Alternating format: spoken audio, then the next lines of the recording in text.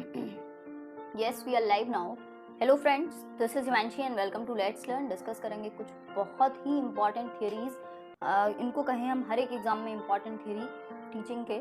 Thorndike की trial and error, पैवलोव का classical conditioning जिसको हम बेसिकली शास्त्रीय अनुबंधन के नाम से जानते हैं, दोनों ही मीडियम में रहेगा सब कुछ।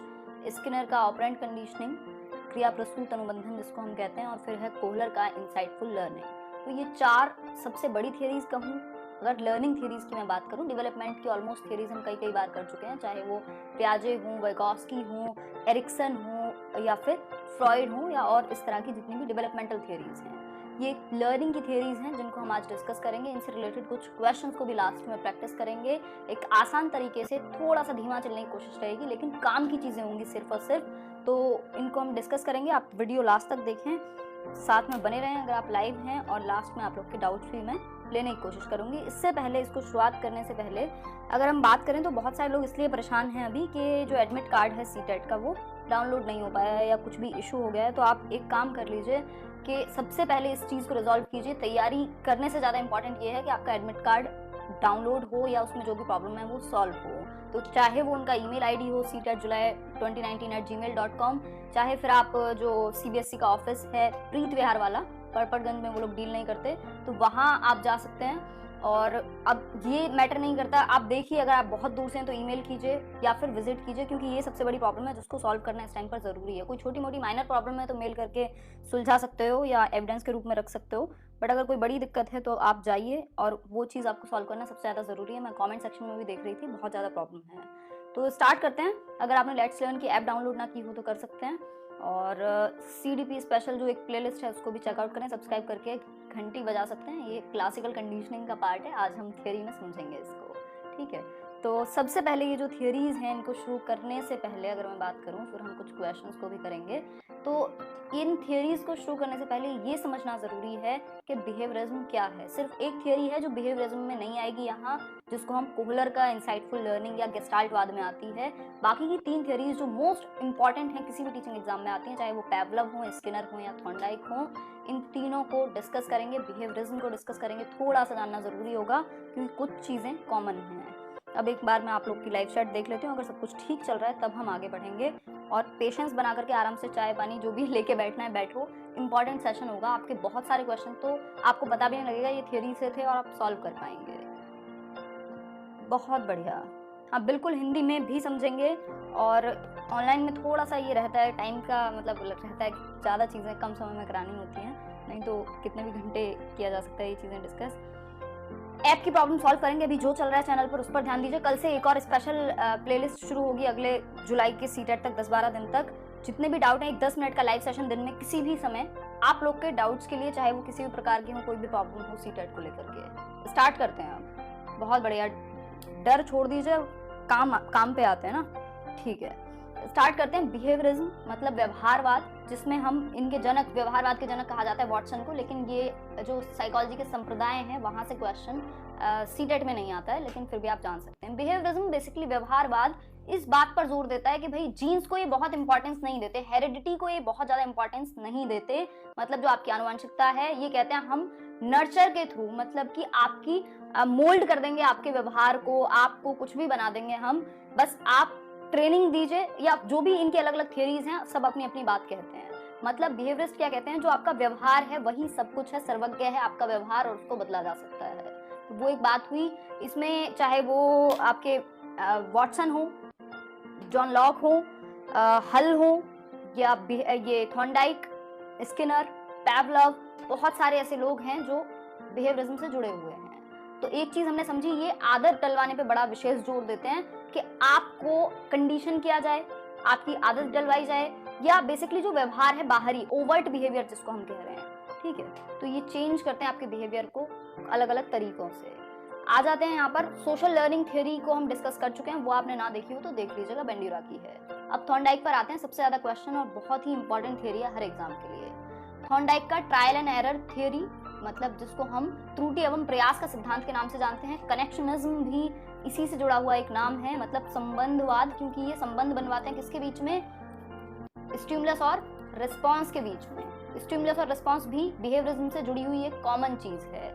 स्टिमुलस क्या, एक तरह का लालच है जो आपको बाध्य करेगा रिस्पॉन्स देने पे। रिस्पॉन्स आप समझते हैं आपकी प्रतिक्रिया, तो उद्दीपक और प्रतिक्रिया के बॉन्ड पर बड़ा काम करता है बिहेवियरिज्म, ठीक है। तो इसको थियराइज किसने किया था, ये जो कनेक्शन है दोनों के बीच में, वो थॉर्नडाइक ने पहली बार दिया था। इस बार यूपी टेट में भी क्वेश्चन आया था, ठीक है। और इनिशियली ये जो एसआर बॉन्ड था उसके बाद वुडवर्थ ने की थी।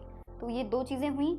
अब यहाँ पर हम डिस्कस करेंगे कि भाई जो थॉर्नडाइक थे, काम की चीजें डिस्कस करेंगे, क्योंकि ऐसे तो ये जीवन भर खत्म नहीं होगा, 4 घंटे का सेशन बन जाएगा। तो थॉर्नडाइक एक अमेरिकन साइकोलॉजिस्ट थे, फादर ऑफ एजुकेशन साइकोलॉजी भी कहा जाता है, शैक्षिक मनोविज्ञान के जनक कहा जाता है। इन्होंने बहुत एमिनेंट काम किया लर्निंग में, और एजुकेशनल साइकोलॉजी मतलब मनोविज्ञान को जब शिक्षा में इस्तेमाल करने की बात आई, बच्चों के भले के लिए, टीचर्स को बेहतर मेथड्स देने के लिए, ठीक। दूसरी चीज हमने समझी कनेक्शनिज्म मतलब संबंधवाद जो थियोरी है वो इनकी इससे जुड़ी हुई है, जिसमें इन्होंने थियराइज किया एसआर फ्रेमवर्क को, स्टिमुलस और रिस्पॉन्स को। त्रुटि एवं प्रयास का सिद्धांत दूसरा नाम। आइडेंटिकल एलिमेंट्स भी इनकी एक थियोरी है जिसमें सेम चीजें ट्रांसफर हो जाती हैं, उसको आगे समझेंगे। Learning is the result of associations between stimuli and response. भाई लर्निंग किसका रिजल्ट है, अधिगम किसका एक प्रतिफल है, स्टिमुलस और रिस्पॉन्स के बीच का एसोसिएशन है, कनेक्शन है, ठीक है। तो ये कहानी हुई, ये एक बेस था। अब थोड़ा सा स्पीड में चलते हैं। बिल्कुल, अब आप लोग भी थोड़ा सा कमेंट से हट के थोड़ा सा ध्यान दीजिएगा, छोटी छोटी चीजें, अगर कंफ्यूजन हुई तो एक एक नंबर मजाक में चला जाएगा। ट्रायल एंड एरर एक्सपेरिमेंट क्या था, देखिए हर एक व्यक्ति ने, 4 लोगों की हम बात कर रहे हैं यहाँ पर।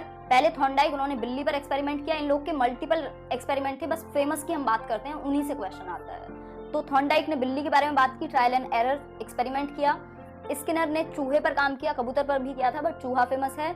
दूसरा पैवलव का कुत्ता, मतलब कि पैवलव का जो है वो क्लासिकल कंडीशनिंग का प्रयोग कुत्ते पर था, एक डॉग पर था। तो ये तो हुए 3 जानवर। एक आध नंबर में कहीं पर तो कहीं भी ये भी पूछ लेता है कि किसने, मतलब मान लो सुल्तान था कोहलर का जो एक चिंपैंजी था फेमस।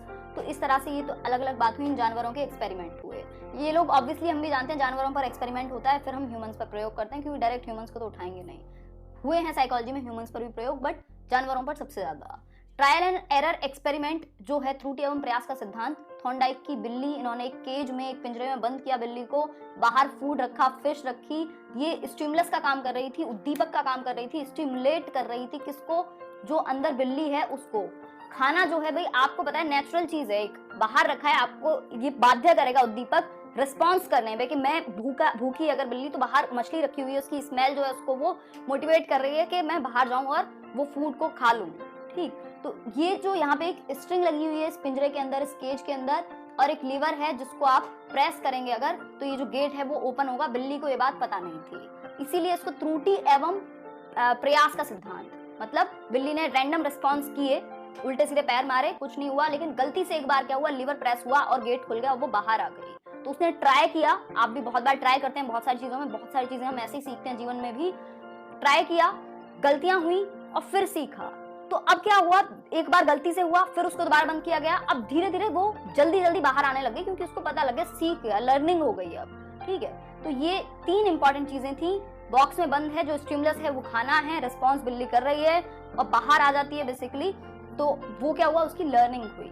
अब जल्दी करेगी। इससे संबंधित 3 इन्होंने लॉस दिए जो सबसे ज्यादा महत्वपूर्ण है। एक्सपेरिमेंट पूछे ना पूछे लॉस जरूर पूछ लेता है कि जो सीखने के नियम हैं, 3 गौड़ नियम और 8 सेकेंडरी लॉज, मतलब 8 जो है गौड़ नियम और 3 प्रमुख नियम, प्राइमरी लॉज जिनको हम कहते हैं।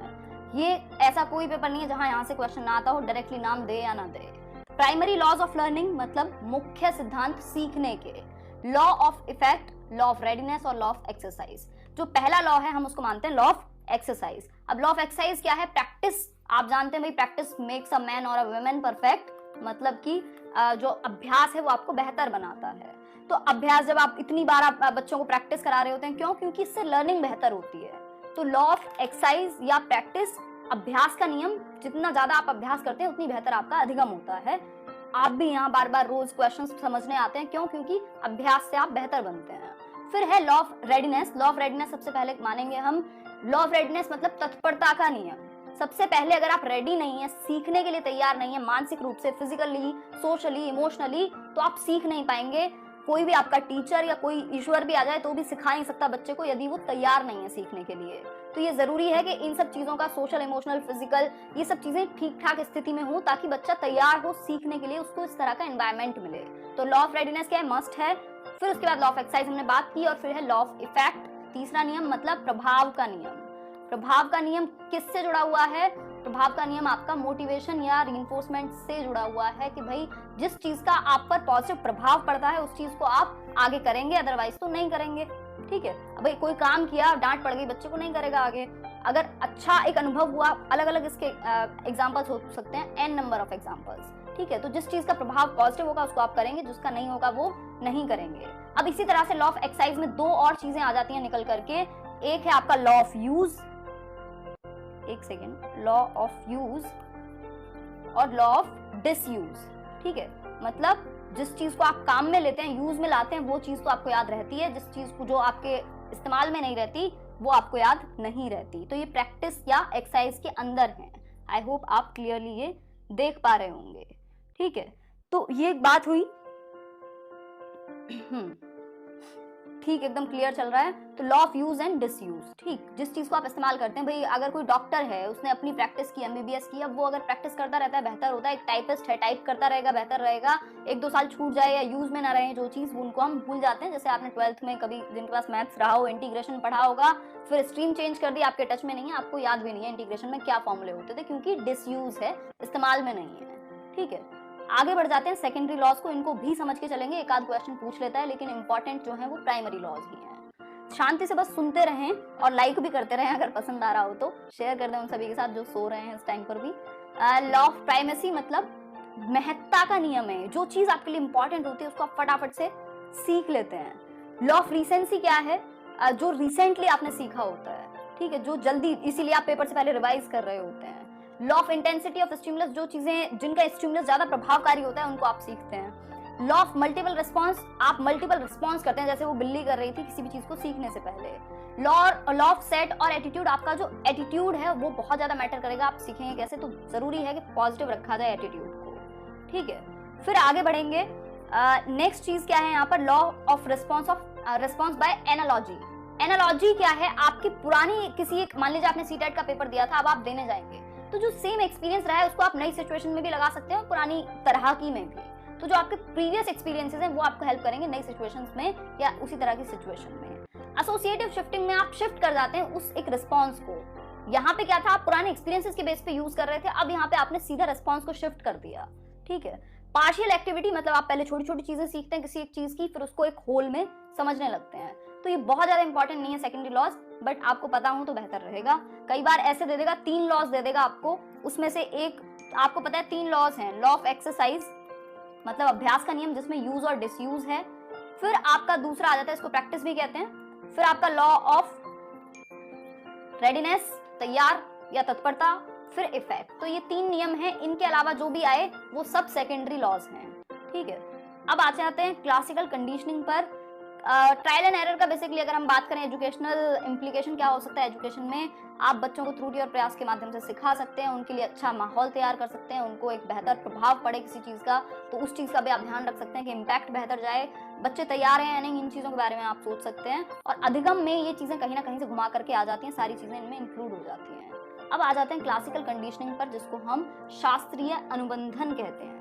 शास्त्रीय अनुबंधन आइवन पैवलोव ने दिया, और 1904 में इनके डाइजेशन के काम के लिए, या ये एक फिजियोलॉजिस्ट बोले इनको, एक साइंटिस्ट बोले, क्योंकि ये साइकोलॉजिस्ट नहीं थे, लेकिन इनका जो काम था साइकोलॉजी में उसका प्रभाव पड़ा और ये साइकोलॉजी में आ गई बात। ठीक, तो ये जो इनका एक्सपेरिमेंट था 1904 में, इन्हें मिल गया था क्या, नोबेल प्राइज। ये नहीं पूछता है लेकिन याद रह जाता है कुछ कुछ चीज़ों से कनेक्ट करके। ठीक, तो वो एक बात हुई। अब यहाँ पे इनका काम बहुत पुराना है, मतलब 1800s में इन्होंने काम किया होगा। आइवन पावलोव ने क्लासिकल कंडीशनिंग, क्लासिकल आप म्यूजिक सुनते हैं, मतलब एक पुरानी सी चीज जो चली आ रही है अभी भी, शास्त्रीय अनुबंधन कहते हैं इसको हिंदी में। इसमें क्या है, आदत डलवानी है। 2 चीजें इंपॉर्टेंट हैं, एक होगा स्टिमुलस, पूरी बिहेवियर्स में ये चीज चलती रही है, कहीं ना कहीं स्टिमुलस काम करता ही रहता है, जैसे अभी हम थॉर्नडाइक में भी देख रहे थे, अभी पैवलोव में भी आए। स्टिमुलस होगा एक जो आपको बाध्य करेगा रिस्पॉन्स करने पर, आपको स्टिमुलेट करेगा, कंपल्शन हो जाएगा एक तरह के कि आप रिस्पॉन्ड करें। ठीक है, सामने खाना रखा है तो मुंह से लार आएगी, वो वाली बात हो गई। ठीक, तो यहाँ पे क्या है, आदत डलेगी ऐसी चीज के साथ। 2 चीजें जुड़ती हैं, एक ऐसी चीज जिसका कोई संबंध पहले आपसे नहीं होता, नेचुरली वो आपको स्टिमुलेट नहीं करती, लेकिन उसको जोड़ दिया जाता है ऐसी चीज के साथ जो आपको बाध्य करती है, जैसे खाने के साथ घंटी को जोड़ दिया गया, एसोसिएट कर दिया गया। एसोसिएशन का बहुत बड़ा रोल है बिहेवियरिज्म में, ठीक है। 1904 में मिला इनको नोबेल प्राइज, ठीक है। तो ये एक रशियन फिजियोलॉजिस्ट थे। और दूसरी चीज इनकी जो थियरी है इसको हम रेस्पोंडेंट कंडीशनिंग, कंडीशनड रिफ्लेक्स और कंडीशनड रिस्पॉन्स के नाम से भी जानते हैं, ठीक है। आगे बढ़ जाते हैं, अब इनका एक्सपेरिमेंट देख लेते हैं थोड़ा तेजी के साथ। हाँ, हो जाएगा हिस्ट्री पूरा, अभी साइकोलॉजी पढ़ लो। पेवलोव्स एक्सपेरिमेंट ऑन अ डॉग, इन्होंने कुत्ते पे एक्सपेरिमेंट किया। यहाँ पे इन्होंने एक कुत्ते को रखा, भूखे कुत्ते को, उसके सामने जब खाना लाया जाता तो ऑब्वियसली सेलिब्रेट करता, वो लार आती उसकी, जो कि एक नेचुरल रिस्पॉन्स था। और फूड एक नेचुरल स्टिमुलस था, जो बाध्य करे चीज आपको रिस्पॉन्स करने में, वो स्टिमुलस, उद्दीपक। तो खाना क्या है? नेचुरल स्टिमुलस, जिसको देख करके ऑब्वियसली आती ही है लार, और जो रिस्पॉन्स था वो भी नेचुरल था। अब इसके साथ इन्होंने एक चीज देखी कि जब भी थोड़ी सी कुछ सेकंड पहले या साथ में जब घंटी बजाई जा रही थी खाने के, तो सिर्फ घंटी बजने पे ही लार आने लगती थी मुंह से, खाने से पहले ही, ठीक है। तो ये इन्होंने जोड़ दिया उस घंटी को, जब खाना भी हटा लिया गया और सिर्फ घंटी बजाई गई तब भी उससे सेलिब्रेशन हुआ। इसके बहुत सारे एग्जांपल हो सकते हैं, जैसे आप एडवर्टीजमेंट में इसका बहुत इस्तेमाल करते हैं लोग, या अगर क्लास में घंटी बजती है, मान लीजिए लंच की बेल बजती है, तो बच्चे तुरंत टिफिन बॉक्स ओपन कर लेते हैं। तो ये क्या है? कंडीशनिंग है, आदत पड़ी हुई है, उस बेल से लंच का एसोसिएशन है, ठीक है। जैसे अगर हम बात करें तो boost is the secret of my energy, Virat Kohli add करते रहते हैं, तो बच्चों के दिमाग में विराट कोहली से ऐसा एसोसिएशन है उस बूस्ट को लेकर के कि जैसे वही देके जाएंगे उनको, ठीक है। तो ये क्या है? एक चीज को दूसरी चीज के साथ जोड़ देना, ठीक। तो वो एक बात हुई। अब यहाँ पे क्या है, कुछ चीजें इंपॉर्टेंट है जिनको समझना जरूरी है। इस बेल के साथ खाने को जोड़ दिया गया और एक नेचुरल रिस्पॉन्स दिलवाया गया। यहाँ पे एंड रिजल्ट जो आता है वो आता है न्यूट्रल स्टिमुलस, जो है न्यूट्रल है, इससे कोई प्रभाव नहीं पड़ता था घंटी से पहले, लेकिन इसको एक नेचुरल स्टिमुलस की तरह काम में लाया गया, नेचुरल रिस्पॉन्स लाया गया इससे, ठीक। तो जब घंटी बजने से लार आने लग गई तो मान लो कंडीशनिंग हो गई, शुरुआत में ऐसा नहीं होता था, ठीक है। अब 3 लेवल हैं, इसमें 3 चीजें समझना जरूरी है। पहला है बिफोर कंडीशनिंग, कंडीशनिंग से पहले की अवस्था। दूसरा है कंडीशनिंग के टाइम पे क्या चल रहा है, और तीसरा है कंडीशनिंग होने के बाद। कंडीशनिंग मतलब एक तरह की आपकी बाध्य हो गई, आपको आदत पड़ गई उस चीज की, ठीक। तो UCS is equal to UCR, जैसे 9 बजे की आदत है कि भैया लाइव होता है 9 बजे डेली, और कई लोगों को ऐसे लेट्स लर्न पे आदि लाइक करना होता है, तो वो क्या कंडीशनिंग है। ऐसे सब्सक्राइब करके घंटी बजाने वाली बात, अभी एक एग्जांपल दे देती हूँ, चलो बात चल ही रही है तो एक डिस्कशन में याद रह जाती हैं चीजें। तो ऐसे अभी घर में शादी का माहौल था, तो हम लोग मिले कजन्स सारे, तो हम लोग कुछ डिस्कस कर रहे थे, तो ऐसे ही मजाक में मैंने कहा तूने सब्सक्राइब किया, तो उसने बोला, ऐसे 2-4 लोगों से पूछा, तो वो 5वें नंबर पे एक और जो कजन थी, मैंने रुचि तूने सब्सक्राइब किया, तो कहते नहीं मैंने घंटी भी बजाई हुई है साथ में, तो बेल आइकॉन को भी प्रेस किया है। तो यूट्यूब पे लोगों ने इतना ज्यादा क्या किया, कंडीशन किया है आपके दिमाग को कि भाई सब्सक्राइब करके बेल आइकॉन भी प्रेस कर देना है। लोगों ने अलग अलग तरह के इंट्रो बनाए हुए हैं, ठीक है। तो वो कंडीशनिंग है कि सब्सक्राइब के साथ बेल आइकॉन भी प्रेस करना है, तो एक चीज को दूसरी चीज के साथ जोड़ दिया गया है, ठीक है। तो यहाँ पे 3 लेवल है। कंडीशनिंग से पहले क्या है, UCS is equal to UCR, मतलब अनकंडीशनड स्टिमुलस, क्या था? खाना था, और उससे जो लार का आना था वो अनकंडीशनड रिस्पॉन्स था। तो यहाँ पे न्यूट्रल स्टिमुलस जो कि बेल है उसका कोई रोल नहीं है। अब आती है बात कंडीशनिंग की। कंडीशनिंग के टाइम पे बेल को साथ में जोड़ दिया। बेल वो वाला बेल नहीं है चलने वाला बेल, मतलब वो घंटी जो थी, न्यूट्रल स्टिमुलस, उसको खाने के साथ जोड़ दिया गया, और तब क्या लार आ रही है। लार किसकी वजह से आ रही है? जो सेलिब्रेशन है वो खाने की वजह से आ रहा है, और साथ में घंटी बज रही है। जब बार बार ऐसा हुआ तो कुत्ते को पता चल गया घंटी बजती है तो खाना आता है, घंटी बजती है तो खाना आता है। अब सिर्फ खाना ना भी आए और घंटी बजा दी जाए तो लार आने लग जाएगी, सेलिब्रेशन होने लग जाएगा। बहुत टाइम तक ऐसा हो, अगर सिर्फ घंटी बजाई जाए और खाना ना आए तो वो फिर एक्सटिंक्ट हो जाएगा, विलुप्त हो जाएगा, फिर वो रिस्पॉन्स नहीं आएगा, ठीक है। तो कंडीशनिंग के बाद कंडीशनड स्टिमुलस जो कि बेल है उससे एक नेचुरल रिस्पॉन्स आने लग जाता है। तो ये थी कहानी, आगे बढ़ेंगे। एक चीज है यहाँ पर नोट करने की, क्लासिकल कंडीशनिंग में जो आर्टिफिशियल जो कि बेल थी या न्यूट्रल स्टिमुलस है, वो नेचुरल रिस्पॉन्स लेके आता है। मतलब कि जो आर्टिफिशियल एक स्टिमुलस था बेल, भाई बेल तो खाना नहीं है ना, घंटी को सुन के तो खाना नहीं खा जाता ना, घंटी तो नहीं खा जाता कुत्ता, तो वो जो आर्टिफिशियल चीज थी उससे नेचुरल रिस्पॉन्स जो कि सेलिब्रेशन है। तो ये कहानी है, 2 इंपॉर्टेंट चीजें हैं। अब आते हैं कंडीशनिंग की प्रोसेस में कुछ चीजें आती हैं जिससे क्वेश्चन आया हुआ है आपके प्रीवियस ईयर में। एक्विजिशन मतलब जब आपने एक्वायर किया, जब उस कुत्ते ने एक्वायर किया उस बिहेवियर को घंटी के साथ बजने वाले, ठीक। फिर एक्सटिंक्शन मतलब जैसा कि हमने बात की, अगर मान लो 100 बार घंटी बजी, लार आई लेकिन खाना नहीं आया, तो क्या होगा? एक्सटिंक्ट हो जाएगा, विलुप्त हो जाएगा, फिर लार नहीं आएगी, घंटी के बजने से सेलिब्रेशन नहीं होगा, ये है विलुप्तीकरण, ठीक है। स्पॉन्टेनियस रिकवरी क्या है? आपने मान लीजिए 2 महीने तक कुछ नहीं किया, उसको बिल्कुल विलुप्तीकरण हो गया कुत्ते के अंदर, अब बैल को सुन के उसके अंदर लार नहीं आती।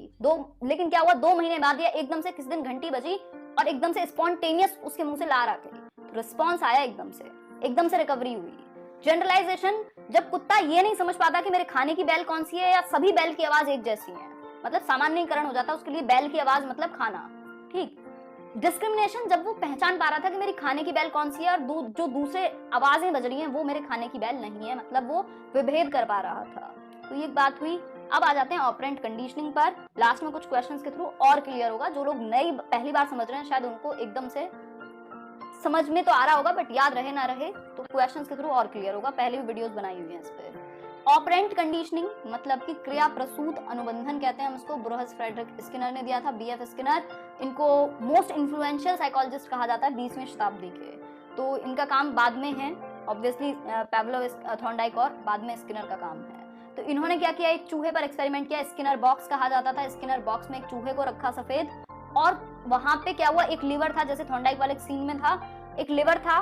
चूहा क्या था, रैंडम रिस्पॉन्स कर रहा था। थॉर्नडाइक ने क्या रखी, सामने फिश रखी, स्टिमुलस दिया। पाव्लोव ने क्या दिया, स्टिमुलस दिया, खाना। उसके साथ कंडीशनिंग हुई। लेकिन स्किनर ने ऐसा नहीं था कि सामने कोई स्टिमुलस प्रेजेंट था, बस उसको बंद कर दिया गया भूखे चूहे को और वो रिस्पॉन्स कर रहा है। पहले रिस्पॉन्स है यहाँ पे, और फिर बाद में क्या आएगा, सामने से स्टिमुलस प्रेजेंट होगा। जब उसने रैंडम हाथ पैर मारे और एक लिवर प्रेस हुआ तो फूड पैलेट आ गया, ये आप देख पा रहे हैं, उसके सामने खाना आ गया। तो अब वो आसानी से रिस्पॉन्स करेगा, सही रिस्पॉन्स पे उसको स्टिमुलस प्रेजेंट हो जाएगा। ठीक है, तो यहाँ पे इसको आरएस टाइप कंडीशनिंग भी कहा जाता है। आरएस क्यों कहा जाता है, क्योंकि रिस्पॉन्स पहले और बाद में स्टिमुलस। वहां पे क्या था, स्टिमुलस सामने है फिर रिस्पॉन्स आ रहा है। ठीक है, तो इसलिए इसको आरएस कहा जाता है। क्या कहेंगे, रिस्पॉन्स और स्टिमुलस कंडीशनिंग, मतलब पहले प्रतिक्रिया आएगी और फिर बाद में उद्दीपक प्रेजेंट होगा। सही एक्शन अगर आपने लिया तो आपको रिवॉर्ड मिलेगा। रीइंफोर्समेंट की ये बहुत ज्यादा बात करते हैं। रीइंफोर्समेंट क्या चीज है, जो आपके बिहेवियर को बनाए रखे, आपके मोटिवेशन को बनाए रखे, आपको सही व्यवहार करने पर या एक तरह का व्यवहार आपका बढ़े, वो चीज रीइंफोर्समेंट। इन्होंने 2 प्रकार की बातें की हैं। हाँ, जिनकी भी समस्याएं एडमिट कार्ड की अभी सुनेंगे, बहुत इंपॉर्टेंट काम चल रहा है, सुनते रहो बस। ऑपरेंट कंडीशनिंग में मतलब क्रिया प्रसूत अनुबंधन, जिसको इंस्ट्रूमेंटल कंडीशनिंग भी कहा जाता है, यहाँ से भी क्वेश्चन आ जाता है, इंस्ट्रूमेंटल कंडीशनिंग भी कहते हैं इसको। तो वो एक बात हुई। रीइंफोर्समेंट 2 प्रकार के, एक पॉजिटिव और एक नेगेटिव। पनिशमेंट 2 प्रकार की, एक पॉजिटिव और नेगेटिव। लेकिन इसका प्रभाव हम बहुत ज्यादा पॉजिटिव नहीं मानते हैं पनिशमेंट को, तो इसलिए हम यूज नहीं करते हैं। ठीक है, पनिशमेंट से क्या होगा, अगर मतलब बेसिकली आपका जो व्यवहार है, 2 चीजें ध्यान में रखने वाली है। रीइंफोर्समेंट आपके व्यवहार को बढ़ाता है, वांछनीय व्यवहार को, और पनिशमेंट घटाता है किसी एक बिहेवियर को। रीइंफोर्समेंट में क्या होगा, आपको एक चॉकलेट दी मान लीजिए, तो आप रीइंफोर्स हुए, आपको लगा कि हाँ यार, मतलब हम अब मैं अच्छा कर सकता हूँ या मुझे इसके बाद ये मिलता है। ठीक है, आपको पुनर्बलन मिला, आप उत्साहित हुए इस चीज को और ज्यादा करने के लिए। नेगेटिव स्टिमुलस में क्या होता है, आपके आसपास इस तरह का कोई भी प्रेजेंट स्टिमुलस है जो आपको प्रॉब्लम क्रिएट कर रहा है, जिसकी वजह से आप जो व्यवहार आपको करना चाहिए वो आप नहीं कर रहे हैं, तो उस चीज को वहां से हटा लिया गया टेम्परेरी बेसिस पे, ताकि आप बेहतर कर सकें।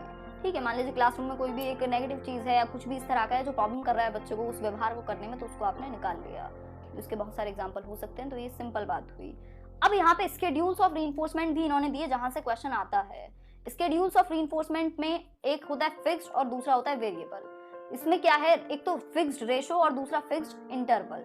ठीक, तो जो इन्होंने 3 प्रकार के उसकी बात की है, 2 प्रकार के किए। एक तो कॉन्टिन्यूअस रीइंफोर्समेंट मतलब लगातार, और दूसरा है पार्शियल, जिसको इंटरमिटेंट कहते हैं, मतलब कभी मिलेगा कभी नहीं। अब कॉन्टिन्यूअस में क्या है, लगातार आपने बच्चे ने जितनी बार अच्छा काम किया आपने very good very good very good, अब वो आप शुरुआत में तो अच्छा रहेगा, उसको लगेगा हाँ मोटिवेट हो रहा हूं मैं, लेकिन एक टाइम के बाद वो सिर्फ लालच रहेगा उसको वेरी गुड का, या फिर वो पक जाएगा उस चीज से। तो कॉन्टिन्यूअस से ज्यादा बेहतर है पार्शियल, जब आपको पता ही नहीं है बच्चे को कि कब उसके सही व्यवहार पे उसको वेरी गुड कह दिया जाए या उसको रिवॉर्ड मिल जाए।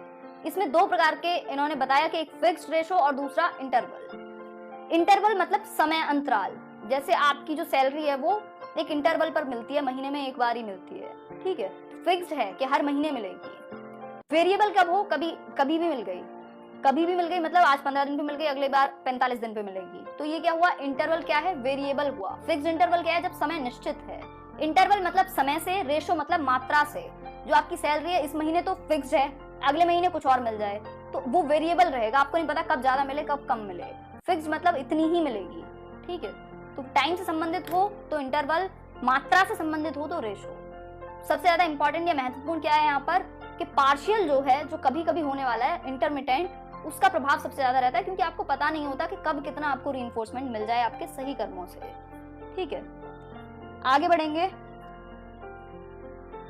हाँ, जो क्लासिकल कंडीशनिंग है या जो भी थॉर्नडाइक वाला है, वहां पे स्टिमुलस और रिस्पॉन्स, और जो आपका इसका है स्किनर वाला, उसमें रिस्पॉन्स और स्टिमुलस। तो आरएस कहेंगे ऑपरेंट कंडीशनिंग को, और बाकी जो है वो स्टिमुलस रिस्पॉन्स। अब कोहलर का इंसाइटफुल लर्निंग भी समझ लेते हैं। आज थियरी तो 3 समझनी थी, बट मैंने सोचा इसको भी इंक्लूड कर देना चाहिए, क्योंकि 1-2 क्वेश्चन यहाँ से भी पूछे हुए हैं। तो कोहलर का जो अंतर्दृष्टि का सिद्धांत है या सूझबूझ का सिद्धांत हम इसको कह देते हैं, तो ये एक तो गेस्टाल्टवाद के अंदर आता है। गेस्टाल्टवाद क्या है? एक अलग संप्रदाय है साइकोलॉजी का, गेस्टाल्टवाद या गेस्टाल्टिज्म कहते हैं हम इसको। इसको दिया था किसने? एक बार बताओ कमेंट करके, मेमोरी लॉस हो गया मुझे आज। कोफका, वर्टहाइमर ने दिया था इसको। ठीक है, तो गेस्टाल्टवाद के जनक हैं वर्टहाइमर या वर्दीमीर जिनको कहते हैं। तो ये जनक थे इनके, और कोहलर एक व्यक्ति थे इनके अंदर। 3 लोग इसमें इंपॉर्टेंट थे, कर्ट लेविन भी थे इसके अंदर, कोहलर, कोफका और वर्टहाइमर, ये 3 बाद वाले इंपॉर्टेंट थे। ठीक है, अब कोहलर का एक्सपेरिमेंट था चिंपैंजी पर, एक आइलैंड पे जाके, और इस चिंपैंजी का नाम था सुल्तान। ठीक है, सुल्तान बेसिकली ये चिंपैंजी है, एक वनमानुष जिसको हम कहते हैं, और इसको एक इस तरह के केज में या इस तरह के रूम में बंद कर दिया गया, और कुछ बनाना जो है, जो केले हैं वो ऊपर लटका दिए गए, जो उसकी रीच में नहीं थे। रीच में मतलब जहां तक वो पहुंच नहीं सकता था, ऐसे हाथ उठा के यूं खा नहीं सकता था। लेकिन उस रूम के अंदर बहुत सारे बॉक्सेस, कुछ डंडे, इस तरह की चीजें पड़ी हुई थी। अब उसने पहले कोशिश की, बट वो फेल हुआ। फिर उसके बाद उसने देखा कि कुछ बॉक्सेस पड़े हुए हैं, फिर उन बॉक्सेस को लगाया, फिर वहां तक पहुंच पाया। और फिर कई बार इनके अलग अलग एक्सपेरिमेंट थे। दूसरे एक्सपेरिमेंट में इन्होंने क्या किया, और ऊंचा कर दिया, तो फिर वो बॉक्सेस से भी नहीं पहुंच पा रहा था, तो फिर उसको एक छड़ी का इस्तेमाल करना पड़ा। बेसिकली हुआ क्या कि पहले उसने प्रॉब्लम को देखा, कोशिश की, लेकिन क्या हुआ, वो सॉल्व नहीं हो रही थी। फिर वो बैठ करके उसने दिमाग में चीजें चली, एकदम से इंसाइट आया।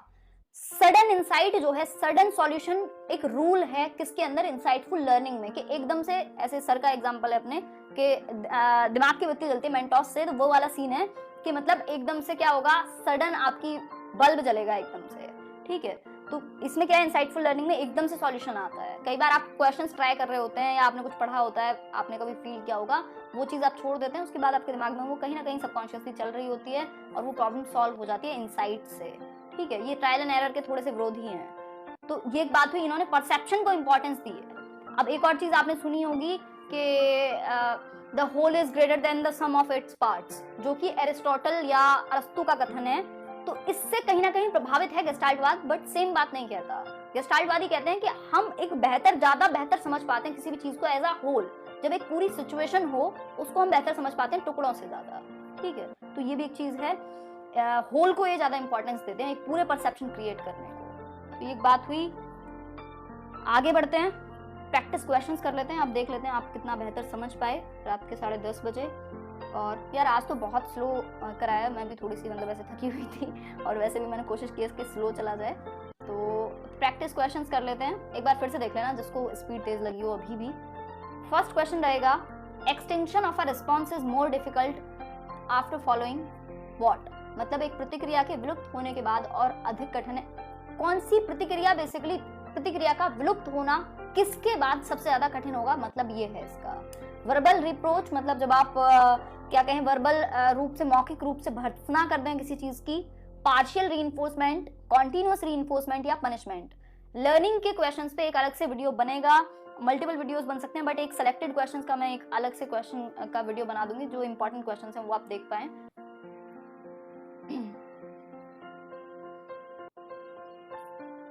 बताएं एक बार। पार्शियल रीइंफोर्समेंट, बिल्कुल पार्शियल रीइंफोर्समेंट के बाद क्या हो जाएगा, एक रिस्पॉन्स का विलुप्त होना। जो लोग भी पनिशमेंट लिख रहे हैं वो चीज समझ नहीं पाए बात को। एक रिस्पॉन्स आया, अब वो जो डॉग था, या अगर हम बात करें स्किनर की भी, पार्शियल रीइंफोर्समेंट जब आपको पता ही ना हो कब आपको रिवॉर्ड मिल जाए, तो जो एक्सटिंक्शन है किसी भी एक व्यवहार का वो मुश्किल है।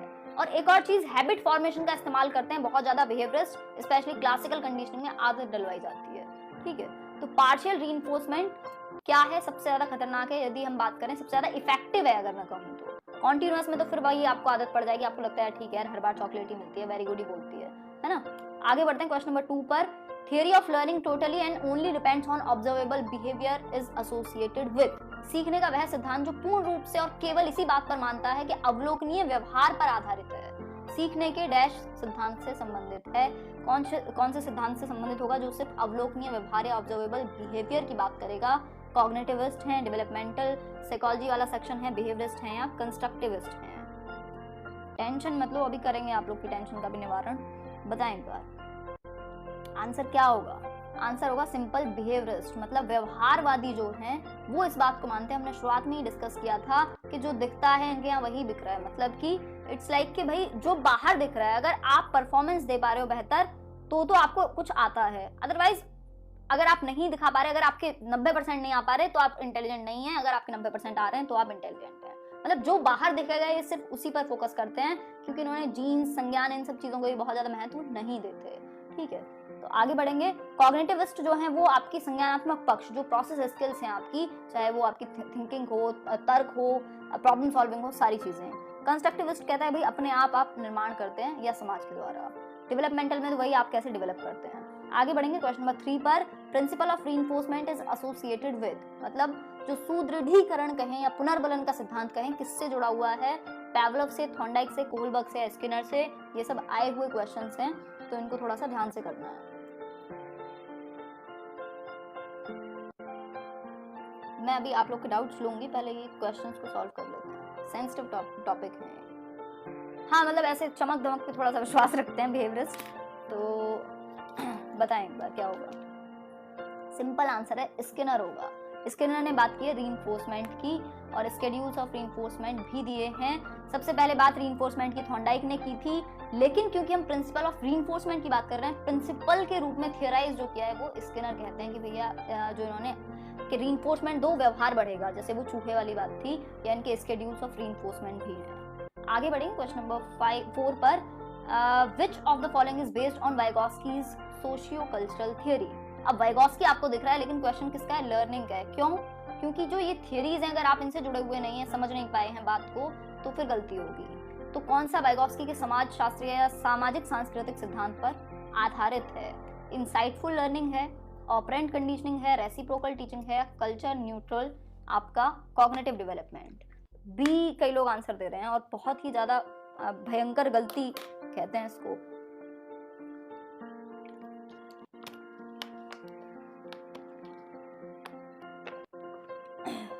बहुत बढ़िया अंजू। क्या होगा आंसर? Reciprocal teaching. जब प्रभाव डालते हैं बच्चे और जो टीचर हैं दोनों मिलकर के एक दूसरे को प्रभाव डाल रहे हैं, इसमें प्रोडक्शन भी है, इसमें एक दूसरे को प्रभावित करेंगे, बच्चे क्वेश्चनिंग करेंगे आपस में, एक पूरा माहौल होगा सिर्फ जिसमें टीचर ही नहीं बच्चे भी इन्वॉल्व हैं और एक दूसरे को प्रभावित करते हैं। ठीक है, तो रेसिप्रोकल टीचिंग की बात वाइगॉस्की ने की है, रेसिप्रोकल डिटर्मिनिज्म की बात बेंड्यूरा ने की है। तो ये गलती नहीं करनी है, दोनों से क्वेश्चन आ सकता है। बेंड्यूरा की थ्योरी हम कर चुके हैं अलग से, सोशल लर्निंग थ्योरी में पूरा आपको समझाया हुआ है। ठीक है, ऑपरेंट कंडीशनिंग किसकी है? स्किनर की। इंसाइटफुल लर्निंग किसकी है? कोहलर की। कल्चर न्यूट्रल कॉग्निटिव डेवलपमेंट की बात नहीं करते। कल्चर न्यूट्रल का मतलब है कि आपका जो कल्चर है उसका कोई प्रभाव ना पड़े, जबकि वाइगॉस्की कहते हैं आपकी संस्कृति का प्रभाव पड़ता है। आगे बढ़ेंगे क्वेश्चन नंबर 5 पर। भाई लाइक जरूर करते रहना है। A young child responds to a new situation on the basis of the response made by him her in a similar situation as in the past। भाई एक छोटा बच्चा है जो एक नई परिस्थिति में किस तरह की प्रतिक्रिया देता है, जो उसने पूर्व में किसी एक एक्सपीरियंस के आधार पर प्रतिक्रिया करता है। तो ये किससे संबंधित है? लॉ ऑफ एनालॉजी से, लॉ ऑफ इफेक्ट से, लॉ ऑफ एटीट्यूड से या लॉ ऑफ रेडीनेस से? बताएं एक बार।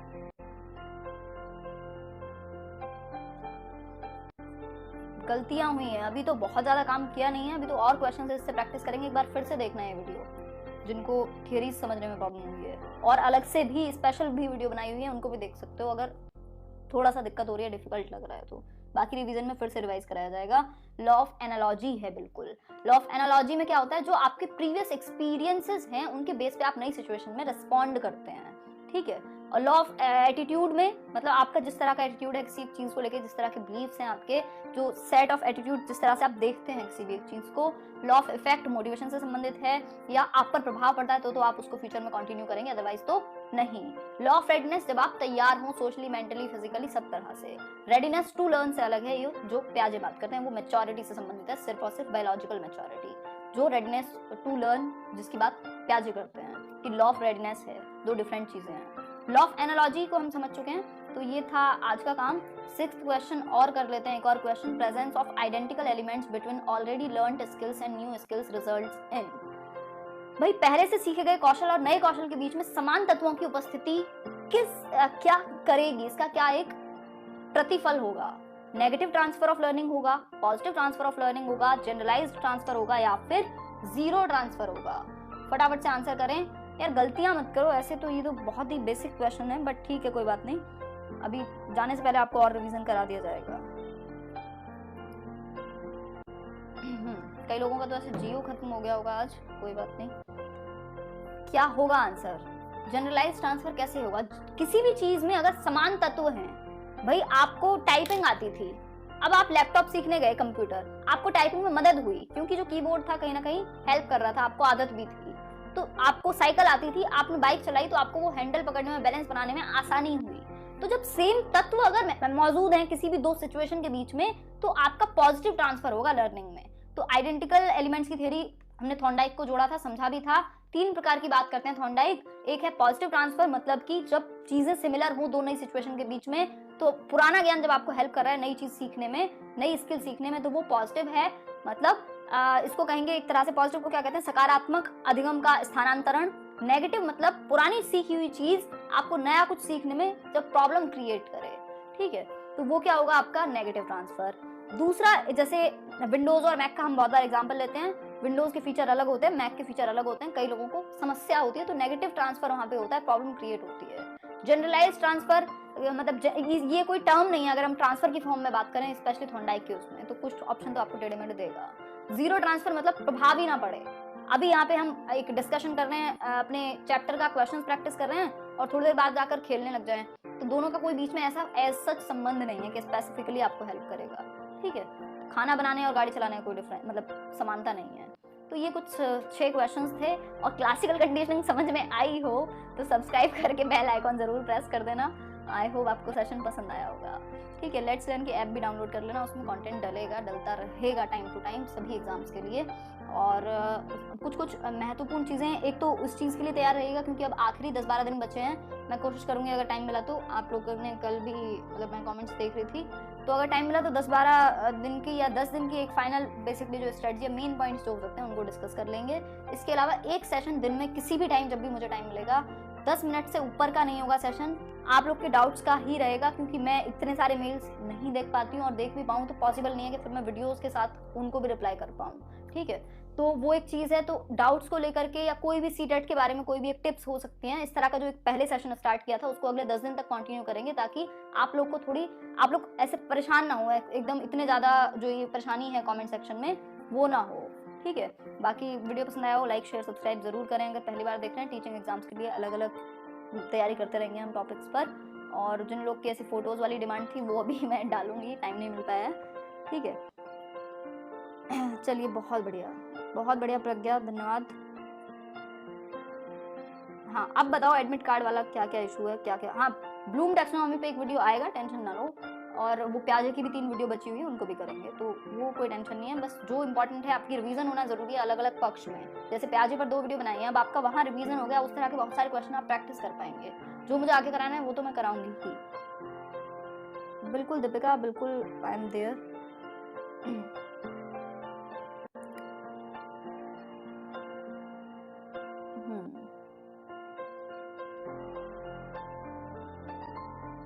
चलिए बहुत बढ़िया। फिर ब्लूम टैक्सोनॉमी पर वीडियो बन जाएगा।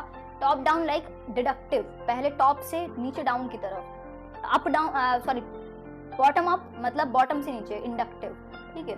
तो वो एक बात हुई। थैंक यू प्रज्ञा, जिनको भी सेशन पसंद आया धन्यवाद। चलिए फिर, हाँ बिल्कुल ऐसे 1200 लाइक कर दो। मैं तो देखा नहीं भाई कितने लाइक, मैं इतना नहीं देखती हूँ, बट हाँ बाद में ज़रूर देखती हूँ, तो धन्यवाद। चलिए फिर कल एक तो डाउट सेशन और बाकी के जो आपके जिस तरह से मॉक टेस्ट चल रहे हैं उनको प्रॉपर समझने की कोशिश रहेगी। जितने भी इंपॉर्टेंट टॉपिक हैं रिवीजन भी आपका हो जाएगा जल्दी से जल्द। टेंशन ना लो, लगे रहो आप लोग भी, और मैं भी यहाँ से जितना ज़्यादा हेल्प हो सकेगी उससे ज़्यादा ही करने की कोशिश की जाएगी। ठीक है, टाइम टेबल कोई फिक्स नहीं दे रही हूँ स्पेसिफिकली, क्योंकि जितनी ज़्यादा वीडियोज़ आप लोग को मिल जाएँ उतना बेहतर है। ठीक है, bye bye, take care, all the very best. बाकी नोटिफिकेशंस के लिए टेलीग्राम या लेट्स लर्न की ऐप पे भी आपको मिल जाते हैं, तो वो टेंशन नहीं है, वो भी एक चीज़ है। नमस्कार, गुड नाइट, धन्यवाद आप सभी का।